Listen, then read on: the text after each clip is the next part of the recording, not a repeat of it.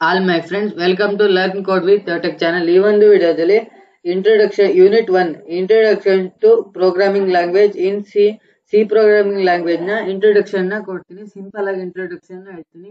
ಇಲ್ಲಿ ತುಂಬಾ ಇದೆ, ನಾನು ಸಿಂಪಲ್ ಆಗಿ ಲೇಟ್ ಆಗಿ ಹೇಳ್ತೀನಿ. ಫ್ಲೋ ಚಾರ್ಟ್ ಮತ್ತೆ ಆಲ್ಗೋರಿಥಮ್ ಬಗ್ಗೆ ನಿಮಗೆ ತಿಳಿಸ್ಕೊಡ್ತೀನಿ ಗೈಸ್. ಫ್ಲೋ ಚಾರ್ಟ್ ಅಂದ್ರೆ ಏನಿಲ್ಲ, ಫ್ಲೋ ಚಾರ್ಟ್ ಅಂದ್ರೆ ಮತ್ತೆ ಆಲ್ಗೋರಿಥಮ್ ಬಗ್ಗೆ ಅಡ್ವಾಂಟೇಜ್ ಡಿಸ್ಅಡ್ವಾಂಟೇಜ್ ಎಲ್ಲ ತಿಳಿಸ್ಕೊಡ್ತೀನಿ. ಮತ್ತೆ ಫ್ಲೋ ಚಾರ್ಟ್ ನ symbols ಎಲ್ಲ ತಿಳಿಸ್ಕೊಡ್ತೀನಿ. Flow chart is a graphical representation of the program. It is called flow chart. ಇದನ್ನ ಫ್ಲೋ ಚಾರ್ಟ್ ಅಂತ ಕರೀತಾರೆ. ನೀವು ಇಷ್ಟಿಷ್ಟ ಲೆಂತಿ ಆಗಿ ಬರಬೇಕಂತಿಲ್ಲ, ಇಷ್ಟೇ ಬರೆದ್ರೆ ನಿಮ್ಗೆ ಮಾರ್ಕ್ಸ್ ಕೊಡ್ತಾರೆ. ನೋಡಿ guys, symbols used in flow chart ಅಂತ ಇದೆ. ಓವೆಲ್ ಸಿಂಬಲ್ ನ ಯೂಸ್ ಮಾಡ್ತೀನಿ. ಇವನ್ನ ಸ್ಟಾರ್ಟ್ ಮತ್ತೆ ಎಂಡ್ ಟೈಮ್ ಅಲ್ಲಿ ಓವೆಲ್ ಸಿಂಬಲ್ ನ ಯೂಸ್ ಮಾಡ್ತೀವಿ. ಮತ್ತೆ ಪ್ಯಾರಲೋಗ್ರಾಮ್ ಅನ್ನೋ ಸಿಂಬಲ್ ನ ಯೂಸ್ ಮಾಡ್ತೀವಿ. ಇದು ಏನಂದ್ರೆ ಇನ್ಪುಟ್ ಮತ್ತೆ ಔಟ್ಪುಟ್ ಟೈಮ್ ಅಲ್ಲಿ ಯೂಸ್ ಮಾಡ್ತೀವಿ. ಇದನ್ನೆಲ್ಲ ಇದೆ. ಇದರಿಂದ ನಾನು ಟೆಲಿಗ್ರಾಮ್ ಚಾನೆಲ್ ನಲ್ಲಿ ಈ PDF ನ ನಾನು ಶೇರ್ ಮಾಡಿರ್ತೀನಿ. ಅಲ್ಲಿ ಹೋಗಿ ಜಾಯಿನ್ ಆಗಿ ಗೈಸ್, ಈ PDF ನ ಡೌನ್ಲೋಡ್ ಮಾಡ್ಕೊಂಡು ನೀವೆಲ್ಲ ಸ್ಟಡಿ ಮಾಡ್ಬೋದು ಗೈಸ್. ನೋಡಿ ಗೈಸ್, ರೆಕ್ಟಾಂಗಲ್ ಸಿಂಬಲ್ ಇದೆ. ರೆಕ್ಟಾಂಗಲ್ ಸಿಂಬಲ್ ನ ಏನಕ್ಕೆ ಯೂಸ್ ಮಾಡ್ತೀನಿ ಅಂದ್ರೆ ಅಸೈನ್ ಟು ಎ ವೇರಿಯಬಲ್, ಏನಾದ್ರು ಒಂದು ವೇರಿಯಬಲ್ ನ ಅಸೈನ್ ಮಾಡಬೇಕು. For example A is equal to B plus C, ಎಗೆ ಬಿ ಮತ್ತೆ ಸಿ ನ ಅಸೈನ್ ಮಾಡೋದು, ಮತ್ತೆ C is equal to A plus B, ಆತರ ಅಸೈನ್ ಮಾಡೋದಕ್ಕೋಸ್ಕರ ರೆಕ್ಟಾಂಗಲ್ ನ ಯೂಸ್ ಮಾಡ್ತೀನಿ. ಯಾರೋಸ್ ನ ಒಂದ್ ಕನೆಕ್ಟ್ ಮಾಡಕ್ಕೆ ಕನೆಕ್ಟರ್ ಅಂತಾನೆ ಕರೀತಾರೆ. ಸರ್ಕಲ್ ಅಷ್ಟೇ ಕನೆಕ್ಟರ್.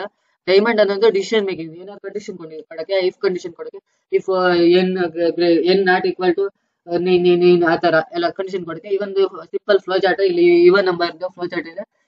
ಇದನ್ನೊಂದ್ಸತಿ ನೋಡ್ಕೊಳ್ಳಿ ಗೈಸ್.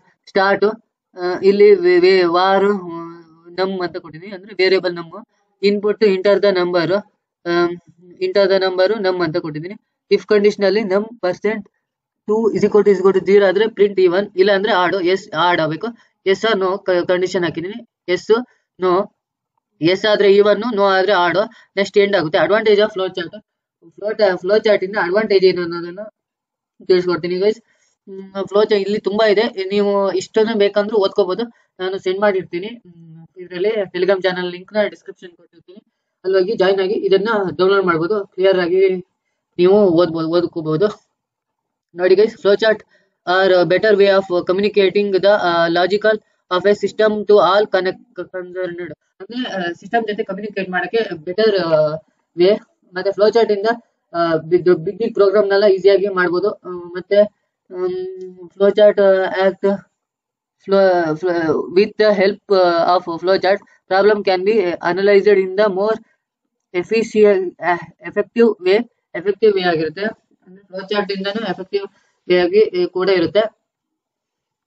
ಮತ್ತೆ ಫ್ಲೋ ಚಾರ್ಟ್ ಅನ್ನೋದು ತುಂಬಾ ಯೂಸ್ಫುಲ್ ಆಗಿದೆ, ಮತ್ತೆ ಕ್ಲಿಯರ್ ಅಂಡ್ ಅಂಡರ್ಸ್ಟ್ಯಾಂಡ್ ಆಗಿರುತ್ತೆ. ಮತ್ತೆ ಟೈಮ್ ಕೂಡ ಸೇವ್ ಆಗುತ್ತೆ ಫ್ಲೋ ಚಾರ್ಟ್ ಇಂದ. ಮತ್ತೆ ಈಸಿಯಾಗಿ ಫ್ಲೋ ಚಾರ್ಟ್ ಇಂದ ಒಂದು ಪ್ರೋಗ್ರಾಮ್ ನ ಅನಲೈಸ್ ಮಾಡಬಹುದು. ಈಗ ನೋಡಿಬಿಡೋದು, ಇದನ್ನ ನೀವು ಫ್ಲೋ ಚಾರ್ಟ್ ಅಂತಾರೆ. ಇದನ್ನ ನೀವು ಅನಲೈಸ್ ಮಾಡಿದ ತಕ್ಷಣ ಇದಕ್ಕೆ ಹೇಗೆ ಪ್ರೋಗ್ರಾಮ್ ಬರಿಬಹುದು ಅನ್ನೋದು ನಿಮ್ಗೆ ಕಂಪ್ಲೀಟ್ ಆಗಿ ನಿಮ್ಗೆ ಈಗ ಗೊತ್ತಾಗಿರುತ್ತೆ. ಇದಿಷ್ಟು ಅಡ್ವಾಂಟೇಜ್. ಇದನ್ನ ಇಷ್ಟನ್ನು ನೀವು ಬರಿಬೇಕಂತಿಲ್ಲ. ಒಂದು ಎಕ್ಸಾಮಿಗೆ ಕೇಳಿದೆ ಅಡ್ವಾಂಟೇಜ್ 5 to 6 ಬರ್ರೆ ಸಾಕು. ಒಂದ್ಸತಿ ನೋಡ್ಕೊಳ್ಳಿ ಗೈಸ್, ನಿಮ್ಗೆ ಅರ್ಥ ಆಗುತ್ತೆ. Disadvantage of flow chart, disadvantage ಅಷ್ಟೇ ಟೈಮ್ ಕನ್ಸ್ಯೂಮ್ ಜಾಸ್ತಿ ಆಗುತ್ತೆ. Drawing flow chart is time consume. ನೋಡಿ, ಇಲ್ಲಿ ಟೈಮ್ ಕನ್ಸ್ಯೂಮ್ ಜಾಸ್ತಿ ಆಗುತ್ತೆ. Sometimes program logic quite complicated, ಅಂದ್ರೆ ಕೆಲವೊಂದು ಪ್ರೋಗ್ರಾಮ್ಸ್ ಇದು ಕಾಂಪ್ಲಿಕೇಟ್ ಆಗುತ್ತೆ, ಅದು ತುಂಬಾ ಲೆಂತಿಯಾಗಿ ಬರಿಬೇಕಾಗುತ್ತೆ, ಅದು ಸ್ವಲ್ಪ ಡಿಫಿಕಲ್ಟ್ ಆಗಿರುತ್ತೆ. ಮತ್ತೆ ಡಿಫಿಕಲ್ಟ್ ಆಗೂ ಇರುತ್ತೆ. ಸಿಂಬಲ್ಸ್ ನ ಯೂಸ್ ಮಾಡೋದು ಎಲ್ಲ ತುಂಬಾ ಡಿಫಿಕಲ್ಟ್ ಆಗಿರುತ್ತೆ. ಇದೆಲ್ಲ ಡಿಸ್ಅಡ್ವಾಂಟೇಜ್ ಗೈಸ್ ಫ್ಲೋ ಚಾರ್ಟ್. ಇದು ನೆಕ್ಸ್ಟ್ ಆಲ್ಗೋರಿಥಮ್ ಅಂದ್ರೆ ಏನಿಲ್ಲ guys. Algorithm is step by step process solve a particular program. ಇದನ್ನ ಆಲ್ಗೋರಿಥಮ್ ಅಂತ ಕರೀತಾರೆ. ಈ ನೋಟ್ಸ್ ನ ನಾನು ಟೆಲಿಗ್ರಾಮ್ ಚಾನಲ್ ಹಾಕಿರ್ತೀನಿ, ನೋಡಿ ಗೈಸ್. ಆಲ್ಗೋರಿಥಮ್ ಅಂದ್ರೆ ಇದು. Next features of algorithm. Features ಏನಂದ್ರೆ ಇಲ್ಲೆಲ್ಲ ಇದೆ ನೋಡಿ guys. You should have input.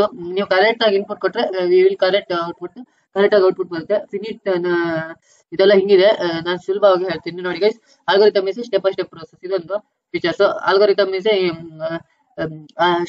It should have an input, it should have an output. ಮತ್ತೆ ಪ್ರೋಗ್ರಾಮ್ ಇಂಡಿಪೆಂಡೆಂಟ್ ಪ್ರೋಗ್ರಾಮಿಂಗ್ ಲ್ಯಾಂಗ್ವೇಜ್, ಇದೊಂದು. It should be independent programming language.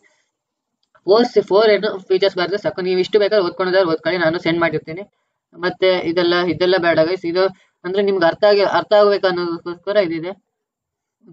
Example ಅದು ನೋಡಿ. ಇದು flow algorithm ನ ಇದು start, principal time and rate.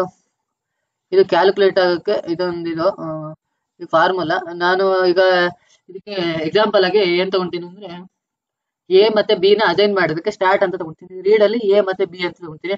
Calculator ಅಲ್ಲಿ C is equal to A plus B ಅಂತ ತಗೊಂತೀನಿ. ಪ್ರಿಂಟ್ ಅಲ್ಲಿ ಸಿ ಅಂತ ಕೊಡ್ತೀನಿ. ಎಂಡ್ ಆಗುತ್ತೆ ಅಷ್ಟೇ ಗೈಸ್. ಈಗ ಅರ್ಥ ಆಗಿರುತ್ತೆ ನಿಮಗೆ. Advantage of algorithm. Algorithm is step by step solve a given problem. Algorithm ಅನ್ನೋದು ಈಸಿ ಆಗಿರುತ್ತೆ, ಅಂಡರ್ಸ್ಟ್ಯಾಂಡಬಲ್ ಆಗಿರುತ್ತೆ. ಮತ್ತೆ independent of programming language is easy to debugging very step is got its own logical sequence ಎಲ್ಲ easy ಆಗಿರುತ್ತೆ. ಅದು advantage of algorithm. Disadvantage time consume ಆಗಿರುತ್ತೆ. ಮತ್ತೆ ಕೆಲವೊಂದ್ ಸತಿ ತುಂಬಾ ಬಿಗ್ಗೆಸ್ಟ್ ಅಂದ್ರೆ ಅಲ್ಲಿ ಫ್ಲೋ ಚಾರ್ಟ್ ಹೇಗಿತ್ತು ಹಾಗೆ ಬಿಗ್ಗೆಸ್ಟ್ ಪ್ರೋಗ್ರಾಮ್ ಎಲ್ಲ ಆಲ್ಗೋರಿಥಮ್ ಬರೆಯೋದಕ್ಕೆ ತುಂಬಾ ಟೈಮ್ ಕನ್ಸ್ಯೂಮ್ ಆಗುತ್ತೆ, ಲೆಂತಿ ಆಗುತ್ತೆ. ಇದೆಲ್ಲ ಇದೆ ನೋಡಿ ಗೈಸ್. ಸ್ವಲ್ಪ ಓದ್ಕೊಳ್ಳಿ. ನಾವೀಗ ವಿಡಿಯೋದಲ್ಲಿ ಅದನ್ನೆಲ್ಲ ಎಕ್ಸ್ಪ್ಲೇನ್ ಮಾಡ್ತಾ ಹೋದ್ರೆ ತುಂಬಾ ಟೈಮ್ ಆಗುತ್ತೆ. ಅದಕ್ಕೆ ನಿಮ್ಗೆ ತುಂಬಾ ಟೈಮ್ ಆದ್ರೆ ನೀವು ವಿಡಿಯೋ ನೋಡಲ್ಲ, ಬೋರ್ ಆಗುತ್ತೆ, ಸ್ಕಿಪ್ ಮಾಡ್ತೀರಿ ವಿಡಿಯೋನ. ಅದಕ್ಕೋಸ್ಕರ ನಾನು ಇಷ್ಟೇ ಹೇಳ್ತಾ ಇದ್ದೀನಿ. ನೆಕ್ಸ್ಟ್ ಕ್ಲಾಸ್ ಅಲ್ಲಿ history of C program, next ಏನಂದ್ರೆ introduction to C program, features of C program, ಇದನ್ನೆಲ್ಲ ಹೇಳ್ತೀನಿ ಗೈಸ್ ನೆಕ್ಸ್ಟ್ ಕ್ಲಾಸ್ ಅಲ್ಲಿ. Thank you guys.